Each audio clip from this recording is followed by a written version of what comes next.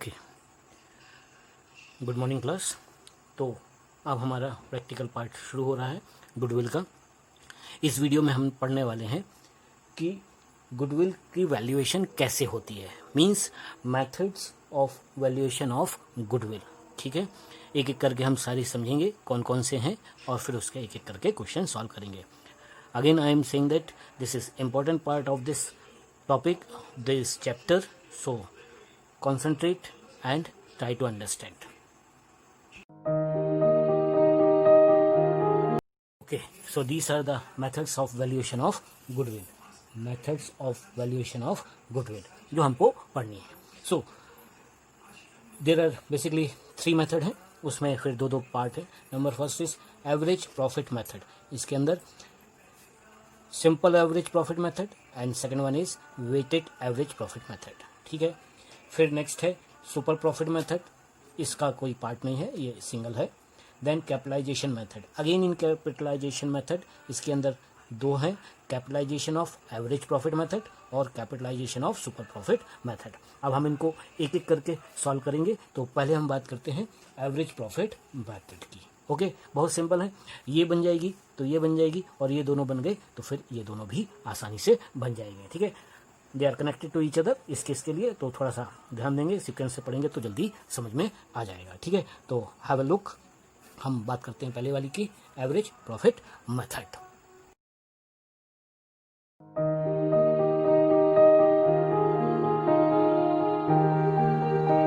तो हमारी पहली मेथड है एवरेज प्रॉफिट मेथड. इसमें हम जो पढ़ रहे हैं वो पढ़ रहे हैं पहला वाला, कौन सा, simple average method. Simple average method नाम के ही जैसी एकदम सिंपल सी मेथड है.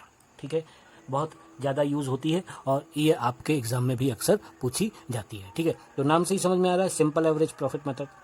तो इसमें हमको चाहिए क्या, हमको सबसे पहले चाहिए एवरेज प्रॉफिट. एवरेज प्रॉफिट का मतलब क्या, आपको क्वेश्चन में लास्ट ईयर के कुछ प्रॉफिट दिए रहेंगे. ठीक है, उनका आपको एवरेज निकालना है. एवरेज कैसे निकालना है, सपोज करो लास्ट 3 ईयर्स के प्रॉफिट दिए हैं तो उन 3 साल के प्रॉफिट को आप ऐड करेंगे और 3 से डिवाइड कर देंगे तो एवरेज निकल आएगा, एवरेज प्रॉफिट निकल जाएगा. सपोज करो यदि प्रॉफिट 2 साल प्रॉफिट है और 1 साल लॉस है तो 2 साल के प्रॉफिट को ऐड करेंगे और 1 साल के लॉस को माइनस करेंगे, divided by number of years 3 से डिवाइड कर देंगे तो क्या निकल आएगा, एवरेज प्रॉफिट निकल आएगा. अभी एवरेज प्रॉफिट निकला, हमको निकालना है गुडविल. हम बात कर रहे हैं गुडविल निकालने की. ठीक है, तो गुडविल निकालने के लिए आपको आगे और प्रोसेस करनी पड़ेगी. तो पहले आप एवरेज प्रॉफिट निकाल लीजिए. ठीक है, तो एवरेज प्रॉफिट निकालेंगे कैसे, सो average profit is equal to profit of last years. Last year मतलब सिर्फ लास्ट ईयर का नहीं, last 3 year, 4 year, 5 year, 6 year, ये क्वेश्चन में आपको दिया रहेगा, divided by number of years. ठीक है, तो हमारा निकल आया एवरेज प्रॉफिट. यहाँ ध्यान रखना, यदि क्वेश्चन में लास्ट 5 ईयर के प्रॉफिट दिए हुए हैं और 1 साल लॉस दिया है तो लॉस को हमको क्या करना है, इस प्रॉफिट में से माइनस कर देना है. तो 5 साल के प्रॉफिट को ऐड करना है, 1 साल के लॉस को माइनस करना है, divided by number of years. तो टोटल नंबर ऑफ ईयर कितने हुए, 6 से डिवाइड करेंगे तो आपका क्या आ जाएगा, एवरेज प्रॉफिट. ठीक है, अभी तो एवरेज प्रॉफिट निकला, हमको निकालना है गुडविल. तो एवरेज प्रॉफिट के थ्रू गुडविल निकालने का फॉर्मूला होता है गुडविल इज इक्वल टू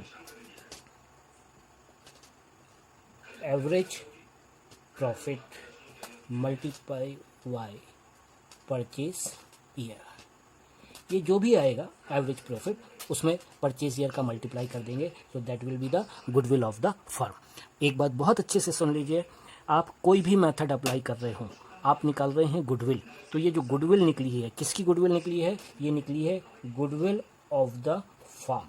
ठीक है, ये पॉइंट या इस लाइन की बहुत इंपॉर्टेंस है. मैं आगे के वीडियो में बताऊंगा कि मैं ऐसा क्यों बोल रहा हूँ. ठीक है, अभी आप ये ध्यान रखिए कि कोई भी मेथड से जब हम गुडविल निकालते हैं तो वो जो गुडविल निकलती है that is goodwill of the firm, goodwill of the business. पूरे बिजनेस की गुडविल निकली है. ठीक है, अब आपके दिमाग में आया होगा व्हाट इज परचेज ईयर. ठीक है, तो इसकी टेंशन नहीं लेना है, ये आपको क्वेश्चन में रेडीमेड दिया रहेगा.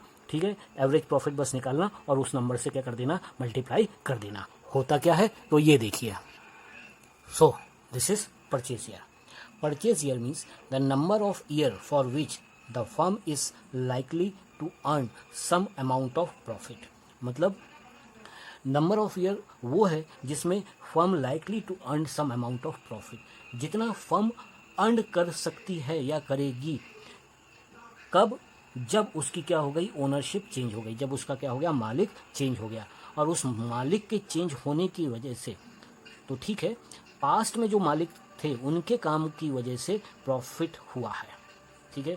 मीन्स पहले के किए गए कामों की वजह से, मालिक बदलने के बाद भी उनके कामों की वजह से यदि प्रॉफिट हो रहा है तो वो कितने साल तक हो सकता है या होने की हम एक्सपेक्ट करते हैं, that is known as purchase year, ठीक है। तो ये पढ़ लेंगे आप, ठीक है। जहाँ तक क्वेश्चन की बात है, क्वेश्चन में आपको ये सब करने की ज़रूरत नहीं है, ये रेडीमेड निकाल के देगा कि परचेज ईयर इतने ईयर है, आप उसको उठाना और इसको सीधे सीधे मल्टीप्लाई कर देना। ओके,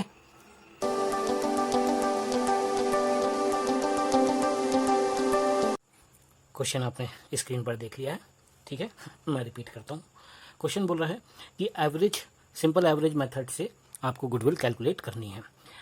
क्या दिया है? लास्ट 5 ईयर्स का प्रॉफिट और लॉस दे दिया है, ठीक है ना।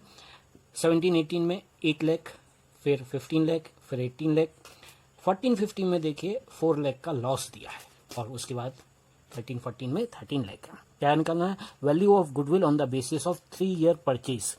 किसका 3 year purchase? Average profit of the proceeding 5 years, ठीक। मतलब पिछले 5 साल के एवरेज के बेस पे 3 साल के परचेज के बेस पे आपको गुडविल निकालना है, ठीक है। कितने साल का दिया है वो अलग चीज़ है, और परचेज ईयर अलग चीज़ है। हमको परचेज ईयर का मल्टीप्लिकेशन करना है, और एवरेज निकालने के लिए जितने साल का प्रॉफिट या लॉस दिया है वो निकालना है, ठीक है ना। तो पहले हमको चाहिए क्या? गुडविल निकालने के लिए चाहिए average profit into purchase year. तो परचेज ईयर तो ऑलरेडी दिया हुआ है 3, ठीक है। हमको अब क्या निकालना है? Average profit. एवरेज प्रॉफिट हम कैसे निकालते हैं, यहाँ मैं साइड में निकाल देता हूँ। एवरेज प्रॉफिट निकालने के लिए आपको इसके पहले भी बताया, sum of last years profit minus loss divided by number of years, ठीक है। लास्ट ईयर के प्रॉफिट ऐड कर लें, 8, 15, 18 और 13 ये प्रॉफिट है, और लॉस है 4 लाख का। तो पहले प्रॉफिट ऐड करो, 13 and 18, 31, 31 and 15, 46, 46 and 8, 54 lakh, minus क्या कर दें? 4 लाख, दैट इज 50 लाख, ठीक है। ये आ गया हमारा क्या? सम divided by number of years. कितने साल हुए? 1, 2, 3, 4, 5, 50 लाख है ये, तो divided by 5। So average will B 50 lakh divided bye 5, 10 lakh. तो गुडविल निकल आएगी, एवरेज प्रॉफिट निकला 10 lakh, multiply bye 3 purchase year, so goodwill will be 30 lakh. किसकी गुडविल आई? फर्म की आई, ठीक है। Goodwill of the firm is 30 lakh. Easy है, समझ में आया होगा, ठीक है। एक क्वेश्चन और देखते हैं।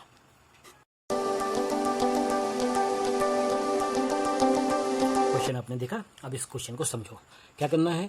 गुडविल कैलकुलेट करना है। कैसे करना है? On the basis of the 1/2 year, ठीक है ना।